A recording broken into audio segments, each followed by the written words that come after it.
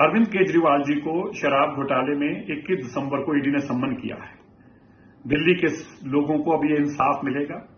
देश का सबसे करप्ट बेईमान मुख्यमंत्री अरविंद केजरीवाल जी शराब घोटाले, स्कूल घोटाले, कॉलेज घोटाले, बस घोटाले, बिजली घोटाले करने वाले का हिसाब अब होगा। अरविंद केजरीवाल जी इसके बेनिफिशियरी हैं इस घोटाले के 3 कारणों से। पहला, जो उन्होंने इसकी कैबिनेट कमेटी बनाई हार्ड पावर, जिसको ये काम दिया था, उस कैबिनेट में उन्होंने ये उसको अधिकार दे दिया था कि ये कुछ भी पॉलिसी में बदलाव कर सकते हैं, उसके लिए दोबारा कैबिनेट बनाने की जरूरत नहीं रहेगी।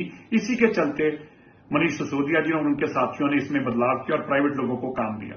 दूसरा, जो ब्रिंडको, इंडो स्पिरिट और साउथ की बड़ी कंपनियां थी, विजय नायर के माध्यम से अरविंद केजरीवाल जी ने उनसे डील की और बकायदा उन्होंने गवाही दी कि हमसे अरविंद केजरीवाल जी ने डील की और ऐसे ऐसे पैसे लिए थे और वो पैसे की पूरी ट्रेल भी मिली और उसमें से लगभग 100 करोड़ रुपया जो था अलग अलग कैंडिडेटों को दिया गया, चुनाव प्रचार में दिया गया ताकि वोटें खरीदी जा सकें। बहाने लगाते रहे कि मुझे चुनाव में जाना है। 5 स्टेटों में लोगों ने बुरी तरह जमानत जब्त कराई। क्यों? क्योंकि लोग जानते थे बेईमान करप्ट है। अब इंसाफ का वक्त आ गया। अरविंद केजरीवाल जी, आपकी छग बुरी होने जा रही है। आप कहते थे ना, मुझे देर में मुख्यमंत्री रहना, लालू जी की तरह आपकी बड़ी सोच थी बड़ी कि मुझे तो करप्ट बेईमान मुख्यमंत्री जेल में रह के काम करना है। अब आपको जेल जाने का मौका भी मिलेगा। हाँ, संविधान में आपको मुख्यमंत्री रहने का मौका नहीं मिलेगा, लालू जी की तरह 4 दिन तक रह पाएंगे, लेकिन दिल्ली के लोगों को इंसाफ मिलेगा और आपकी भी मनोकामना पूरी हो जाएगी। सबसे बेईमान कट्टर लुटेरे मुख्यमंत्री को अब हिसाब देना पड़ेगा। अरविंद केजरीवाल जी को शराब घोटाले में 21 दिसंबर को ईडी ने सम्मन किया है। दिल्ली के लोगों को अब ये इंसाफ मिलेगा। देश का सबसे करप्ट बेईमान मुख्यमंत्री अरविंद केजरीवाल जी शराब घोटाले, स्कूल घोटाले, कॉलेज घोटाले, बस घोटाले, बिजली घोटाले करने वाले का हिसाब अब होगा।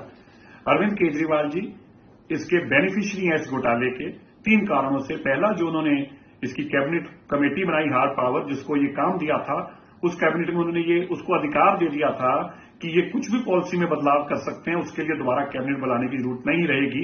इसी के चलते मनीष सिसोदिया जी और उनके साथियों ने इसमें बदलाव किया और प्राइवेट लोगों को काम दिया।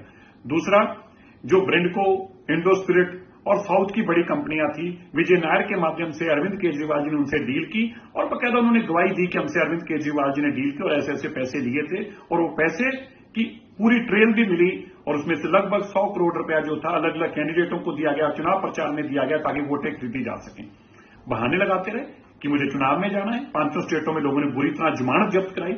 क्यों? क्योंकि लोग जानते थे बेईमान करप्ट है। अब इंसाफ का वक्त आ गया। अरविंद केजरीवाल जी, आपकी छग बुरी होने जा रही है। आप कहते थे ना, मुझे देर में मुख्यमंत्री रहना, लालू जी की तरह आपकी बड़ी सोच थी बड़ी कि मुझे तो करप्ट बेईमान मुख्यमंत्री जेल में रह के काम करना है। अब आपको जेल जाने का मौका भी मिलेगा। हाँ, संविधान में आपको मुख्यमंत्री रहने का मौका नहीं मिलेगा, लालू जी की तरह 4 दिन तक रह पाएंगे, लेकिन दिल्ली के लोगों को इंसाफ मिलेगा और आपकी भी मनोकामना पूरी हो जाएगी। सबसे बेईमान कट्टर लुटेरे मुख्यमंत्री को अब हिसाब देना पड़ेगा।